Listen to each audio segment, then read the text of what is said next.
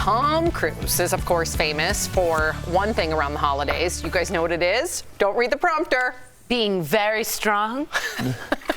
Being adventurous? No? I already know, so. I know too. Well, he gives away cake, if you didn't know. Every year at Christmas. Who would know that song? I'm telling you now. Okay. Okay. Every year at Christmas, Tom sends his friends a $50 white chocolate coconut bundt cake from a bakery near LA. Rosie O'Donnell recently posted the cake on Instagram. Pretty. Let me just look at it. Very pretty. Okay, all right. And recently his pal James Corden revealed something surprising about Tom and this particular cake. Watch. I would say almost everybody that he meets who works at the Late Late Show gets one of these cakes. It's like our head writers, Ian and Lauren, you know, different people that he's met. He just is so gracious and generous. But here's the most amazing thing. He's never tried it. No. On my life. I said to him once, it's a machine. This cake is the most extraordinary cake I've ever eaten in my life. He went, that's what everybody says. Oh my gosh, and we just learned that someone in our studio knows someone that gets the cake too at his former Good job. intel.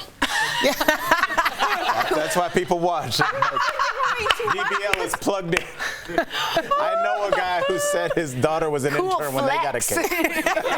I love it. What do we think about this? I think it shows you that he hasn't eaten carbs in 25 years and how disciplined he is. I think that's amazing, but who's never tried the cake they give to hundreds of people? It's such a particular cake, right? Yeah, well, it looks and sounds delicious. Right. I don't know if we have intel on that, but clearly it's a it's a very good cake. But I'll tell you who would not appreciate this cake. My father, Roosevelt. Doesn't like coconut. No. I don't like coconut. Because one time it was, because, you know, Greek or Orthodox Easter falls differently a lot of years than Easter unorthodox.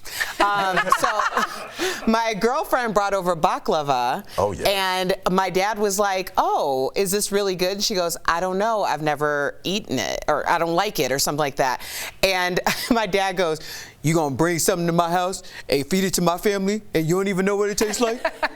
So you can't be giving away things that you don't know what they taste like. Gotcha. I bet Tom Cruise has a taster for him. Yeah. Probably. Just somebody to describe sugar to him and text it every once in a while. It's delicious. But yeah, shout out to him and that discipline. I mean, that's why we're still covering his movies, and that's why they're always top flight every time. And I like that he sticks with that same Me too. gift. It's kind of cute. It's kind of old-fashioned. Yep. His own. It's almost like he doesn't think about it. No, it's his own stamp, and I dig it. Okay, so this is crazy. A British TV host is getting a ton of backlash over an article he wrote about Meghan Markle. Jeremy Clarkson wrote an op-ed in the Sun newspaper in response to the Harry and Meghan docuseries on Netflix. He wrote that he, quote, hated Meghan on a cellular level and dreamed of her being paraded naked through British towns while crowds chant shame, which was a reference to a famous scene in Game of Thrones. The British press watchdog received more than 20,000 complaints, which is a record, and the column was removed from the Sun's website. Now, on Monday, Jeremy did tweet that he was, quote, horrified to have caused so much hurt and vowed to be more careful in the future. But here's the thing, you guys. He's a really big host in the UK. He hosts Who Wants to Be a Millionaire. He also has 2 other shows on Amazon Prime. And he hosted Top Gear, which is probably the most popular show in the history of UK. Absolutely.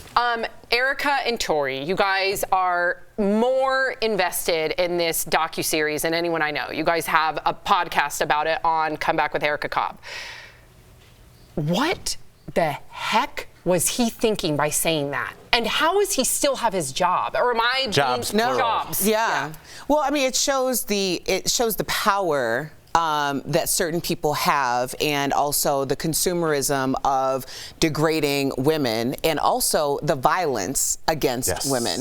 Because Camilla, the Queen Consort or whatever, just had lunch with this person, and there seems to be a sign-off by these words being published in the Sun that this is okay. And I believe Camilla has an initiative about protecting women or the endangerment of women, and this seems like something volatile enough to constitute the endangerment of a woman who, BT dubs, what has Meghan Markle done? I know. Like, honestly, what has she done other than exist and marry a man that you don't feel that she's deserving of? Because at the root of all of this, that's what it's giving. I think we all know what Prince Andrew's done. Right. I wonder if there's an article about him. Right. I'm very curious. I also have to say, like what Erica said, when you hate someone on us, I get that he's a provocateur. I know who he is. People are like, oh, he says stuff like this all the time. But he doesn't write op-eds. Right, and when he says this about someone who already has that much vitriol, when you hate someone on a cellular level, even if you're joking, again, where was there the fight between these two people? What did she ever do? So what Erica is saying really truly is and you said it before, they're proving her point. She does nothing, and they eat her alive, throwing excrement at her as she walks. I didn't read that part. Oh, I'm sorry. No. But it's important. It's so dirty and vile and violent. And you can say I'm overreacting, but I think it's reckless for someone who is a target like that. I have the same visceral reaction as you two. I think we can lose sight of like who, obviously all the vitriol is directed towards this person, as it should be. But don't forget, he did this because he had permission. Yes. You don't write an article about this. You don't write anything about it's in the Sun. The royalty without permission. You don't do this. This is the boss letting you know that you can take a shot. The movie Goodfellas was about somebody was murdered without permission. When you start talking about organizations like this, nothing happens, nothing is written, nothing is said without permission. So he had permission to write this. He just left Camilla's and here we go. There is no way that there's an article that would ever be written about anybody like this without expressed permission, and I'm sure speculation. I think somebody probably perused this before it went up. Oh, well, of course, it's such a short-sighted approach. Like, this documentary or docuseries has gotten almost 100 million hours of viewing, and the majority of the sentiments, like, let's just extract the UK, because a lot of people want to say, like, this is a UK issue. No, it's not. They over here now. Yeah, it's and global. we're looking at this. It's very global. The Commonwealth has 8.5 billion people in it, mostly black and brown people, who identify with Meghan.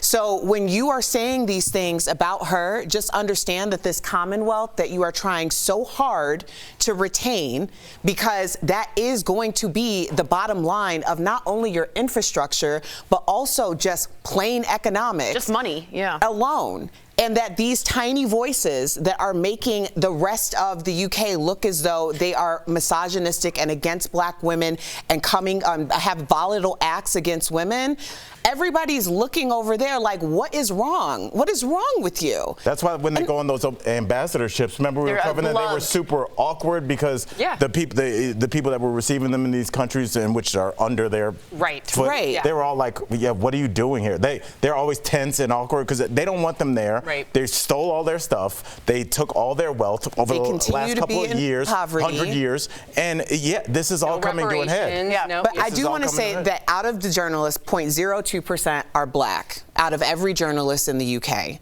And I want to acknowledge that all of the women and men who are speaking out right now, we hear you and are attempting to amplify your message as well, because we realize that y'all haven't just started talking about this. So we stand with you and we support you because we know that you are tired and this is exhausting. Well said. Well said. We're going to move on to the next story. So the Real Housewives of New Jersey star Teresa Giudice has some advice for the Chrisleys as they get ready to go to prison. The Chrisleys, of course, we talked about it, were convicted of fraud and sentenced last month. Todd Chrisley will serve 12 years in federal prison, Julie 7. They will begin their sentences next month. Now, Teresa, who spent 11 months in prison for fraud, told TMZ that the Chrisleys should manifest what they want when they come out. During her time in jail, Teresa said she worked in the kitchen, did yoga every day, worked on her book. What do you think of her advice, Tori? I mean, Teresa served not anywhere close to what they're going to be serving. And I'm happy for Teresa because I know, and you have brought this up too, she had a really good comeback after her time in jail. I feel like this is a very different jail sentence. This is a felony, $30 million. You defrauded several banks. Now, Teresa and Joe did do tax fraud and things like that, I believe, and that's bad, but this is bad with a capital. And 12 years versus 11 months. A whole different thing. How do you sustain that for 12 years? Didn't Kevin Hart make a movie about this? Will Ferrell, Get Hard? They need to start watching Shawshank on repeat. They're going to be in there for a while, and they're going to have a long. And I know it's going to be a minimum security prison, but whatever. I feel like this is almost a precedent, Erica and Sammy, in that this is the first time I've seen famous people of means really get a serious sentence. Now, where they're not going to a real jail, but 12 years is 12 years of your life. So, and I wish it was longer. They they were predatorized. Predatory? Yeah, they were predatory against small town banks. Yes, they were. Yeah. And I think there's even something more cruel about that because that damages the local financial infrastructure. And I'm glad that, you know, people that just couldn't help themselves to just take more than they deserved, I'm glad they have a lot of time to think about it. So I hope they serve every single second of that day. All right. Yes, Al. Okay, you guys, so Demi Moore is getting ready to be a grandma. Her daughter, Rumor, recently posted this photo on Instagram announcing her pregnancy with her boyfriend. Demi reposted the photo on her own page, writing, quote, entering my hot, kooky, unhinged grandma era. Okay, so, Tori, what kind of grandmother would you be if you were to become one? I would be... Are we saying she's not one now? Yeah, I cross-stitch in front of a fireplace. It's literally what... It's so true. Yeah. But what I think is interesting, and just real quick, can you guys put that picture back up of her belly? Didn't it remind you, Sam and Erica, maybe Al, but that Vanity Fair when Demi Moore was pregnant and she was naked? Yep. I thought that was a lovely homage to her mom. No one's naked in that picture. I know, but it's a belly. But why would that remind you of that? Yeah, they are kind of Why would different. a clothed picture remind you of a naked belly? Erica, what do you think? I appreciate the connection. Thank you so much. Yes, I Thank you. do. Thank Erica, you. would you be a kooky grandma, or would you be like the Well, loving dang, one Sam, I baking gotta have a cookies? kid first. If you were to be one, Erica. That's how it goes. Okay. First you have the kid, Step by then you step. become the grandma. I think Al's going to be a dang good. Yeah, you will. Oh, I'm already settling now, like Yeah, an you old will. overcoat. Yeah, Yeah. this I might can't as wait well to be supposed to old. be in my life.